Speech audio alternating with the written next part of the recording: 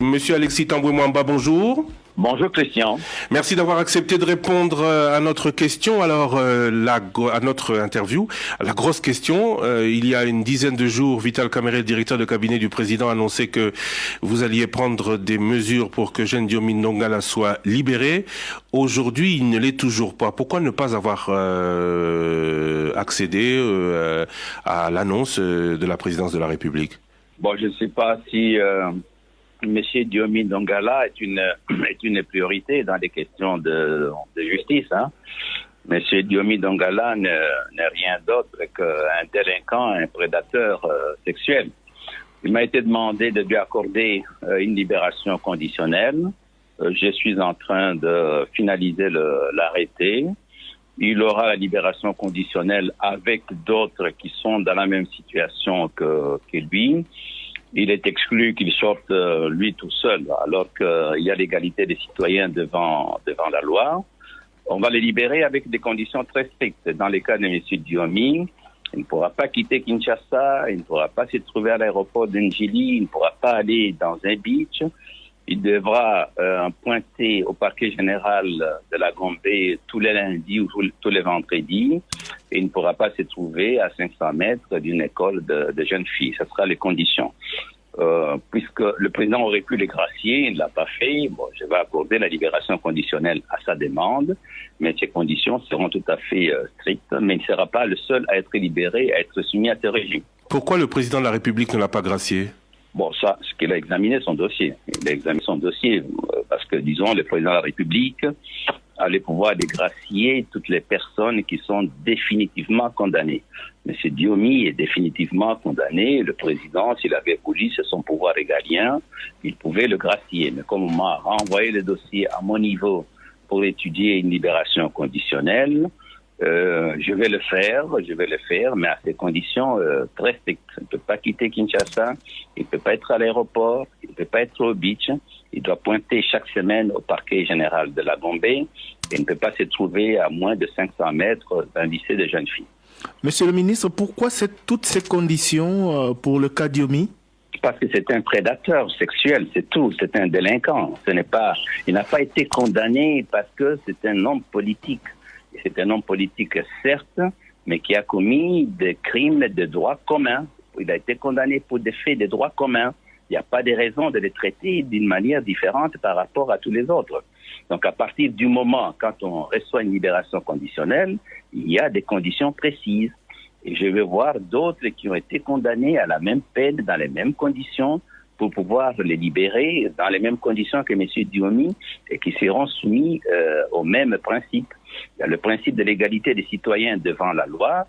Il n'y a pas de raison pour que Diomi, qui n'est qu'un délinquant, soit libéré et qu'on ne fasse pas de même pour les autres. Le parquet va les observer pour voir s'ils respectent ces conditions. Et dans les cas où ils ne respecteraient pas ces conditions, on les remet en Makala. Vous avez dit vous allez le libérer avec d'autres personnes qui sont dans le même cas que lui, donc des personnes qui ont été condamnées pour viol. Mais pour quelles raisons Diomi, qui a été condamné pour viol, peut bénéficier d'une libération conditionnelle et pas d'autres? Il y a un général de l'armée qui a été condamné pour viol. Pourquoi est-ce qu'on ne va pas le libérer dans les mêmes conditions de restriction? C'est ce que je vais faire. Ou alors il faut attendre que mon remplaçant, le ministère de la Justice, le fasse à des conditions beaucoup plus souples. Moi, je vais signer l'arrêté, mais ça sera à ces conditions-là. Je vais le signer demain ou après-demain ou plus tard. Monsieur le ministre, sa famille évoque la santé de Diomi qui est fragile. D'ailleurs, il a passé plusieurs mois à l'hôpital plutôt qu'en prison. Et si son état de santé se détériorait, puisque vous dites qu'il ne peut même pas se prendre aux frontières du pays, comment vous allez gérer cela? Il faudra un certificat médical. Hein. S'il y a un certificat médical qui établit qu'il doit être soigné, le procureur général près la cour d'appel de la Gombe va apprécier. Hein. Il y a d'autres qui ont présenté des certificats médicaux de complaisance en disant qu'ils allaient mourir, qu'on a laissé partir. Au bout de 48 heures, ils étaient en train de jouer au football. Non? Monsieur Alexis Tamboué-Mwamba, merci beaucoup d'avoir été avec nous. Donc, la libération de Diomi devrait intervenir, vous le dites, dans les 48 heures maximum. Dans les 48 heures, mais avec d'autres et aux conditions que je viens de vous donner. Il ne sera pas le seul. Combien d'autres? Oh, je ne sais pas. On est en train de faire le point. J'ai instruit mes services au niveau du parquet général de la prison pour voir des cas similaires, en fait, et disons, pour pouvoir les libérer. Je vais demander à mon collègue du ministère de la Défense de voir également les cas des militaires qui ont été condamnés dans les mêmes circonstances pour leur accorder le même régime. Il y a l'égalité des citoyens devant la loi. Donc, il n'y a pas de raison de faire une exception pour Diomi. On va les libérer, mais on va libérer les autres qui sont dans la même situation. Vous saurez mettre en place un mécanisme de contrôle sur tous ces libérés conditionnels? Le parquet a des structures pour pouvoir vérifier cela. Si on avait le bracelet électronique, on aurait pu leur donner, mais on n'a pas encore ces cas-là. Mais le parquet veillera à respecter, disons, ces instructions-là.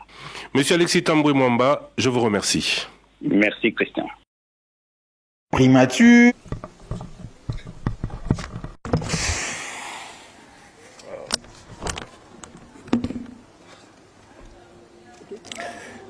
Vous vous demandez si j'ai un secret, moi je ne sais pas. C'est la confiance qui place la population en la personne de Shehu Gitondo, mais aussi le fait d'avoir mérité cette confiance par le travail accompli, d'abord en tant que sénateur pendant 10 ans, et en plus de cela, j'ai été nommé ministre des Affaires étrangères il y a pas longtemps. Je crois que c'est les résultats du travail accompli en tant qu'élu du peuple et ensuite mes responsabilités gouvernementales à la défense du pays par rapport à l'extérieur a fait que la population a jugé positivement le travail accompli. C'est ce que je peux dire par rapport à votre question. Moi, je voudrais savoir quel est l'état de lieu de la diplomatie congolaise après votre passage au travers plutôt ce ministère des Affaires étrangères. Aux Affaires étrangères, nous avons tout fait pour briser l'isolement diplomatique dans lequel était confinée la République démocratique du Congo. Nous avons fait entendre la voix de la République démocratique du Congo, particulièrement sur la scène africaine, notamment au sein des organisations sous-régionales, la SADC, la CEAC, la Conférence internationale pour la région des Grands Lacs, mais aussi au sein de l'Union africaine. C'était vraiment important et vous avez remarqué que, d'une part, nous avons réussi à faire partie du Conseil des droits de l'homme. Et rappelez-vous, tout le monde entier était mobilisé pour soutenir la République démocratique du Congo. Mais dernièrement encore, vous avez remarqué que la République démocratique du Congo a été élue à la vice-présidence de l'Union africaine, ce qui nous permettra, d'ici 2 ans, d'accueillir le sommet de l'Union africaine dans notre pays. Mais en même temps, aujourd'hui, je crois que la RDC a créé des conditions pour sortir de son isolement diplomatique. Et malgré toute la campagne qui a été faite, je crois que nous avons résisté et nous pouvons aujourd'hui être satisfaits de la place de la République démocratique du Congo dans le concert des nations. J'ai tout fait pour être reconduit au Parlement en tant que sénateur parce que les sénateurs représentent les provinces. La province du Sankuru est composée de 6 territoires. Et dès ma première élection en 2007, j'ai parcouru les 6 territoires pour me rendre compte de la situation qui prévaut dans ces entités territoriales. Et la conclusion que j'en ai tirée, c'est que la province du Sankuru souffre d'un grand enclavement. Nous sommes toujours étonnés de la manière dont on contourne la province du Sankuru, alors que si l'on veut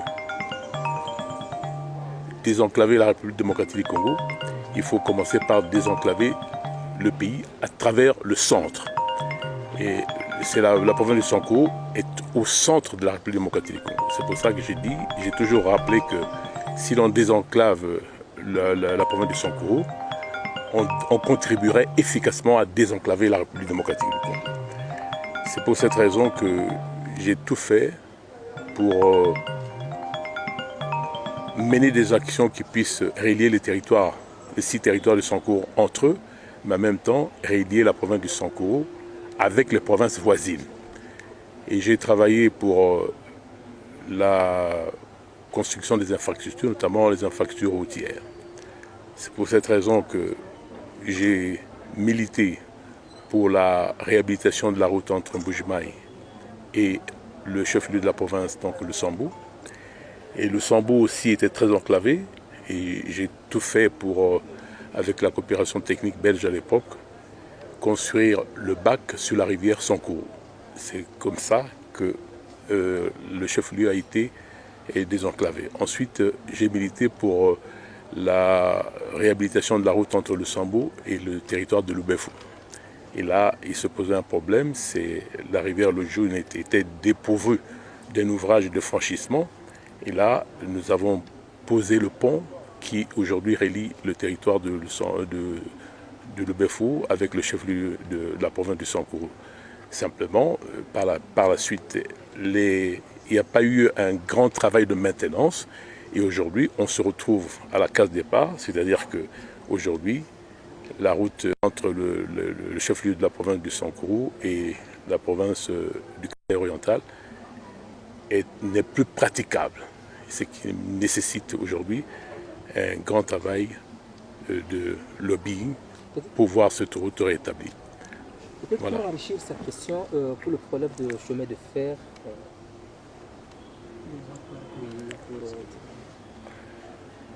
le chemin de fer pour le Sankuru doit nécessairement passer par la connexion entre la province du Sankuru et la province du Maniema. C'est pour cette raison que nous voulons poser un bac sur la rivière Lomami. Non seulement pour relier le territoire de Katakokombe à la province du Maniema, mais aussi le territoire de Lubefou à la province du Maniema. Ce qui nous permettrait de bénéficier du chemin de fer qui relie le Maniema au Katanga. C'est pour cette raison que un des premiers objectifs que nous nous fixons, c'est celui de mener un travail pour poser le bac sur la rivière Lomami. C'est ce qui nous permettrait de bénéficier du chemin de fer qui relie le Katanga à la province du Maniema. Mais en même temps, si la route de la province du Kasai oriental à travers le Mbujimayi est rétablie, ça nous permettrait de rendre praticable la route qui relie le chef-lieu de la province du Sankuru et le chef-lieu de la province du Kasai oriental. Et nous allons bénéficier du chemin de fer qui, aujourd'hui, dessert Mweneditu depuis le Katanga, à travers l'ancien port Franqui. C'est pour cette raison que le travail que nous avons à accomplir aujourd'hui est un grand travail pour répondre aux aspirations de la population, parce que les populations du centre aujourd'hui se sentent oubliées, se sentent négligées. Et moi, en tant que sénateur, parce que les sénateurs représentent les provinces, nous devons militer avec mes collègues élus, mais aussi avec le Sénat en tant qu'haute chambre de la République, pour inciter le gouvernement à se préoccuper très principalement de la situation des infrastructures au centre de la République démocratique du Congo. Je rappelle encore une fois que si on désenclave le centre de la République, nous contribuerons efficacement au désenclavement du territoire de la République démocratique du Congo.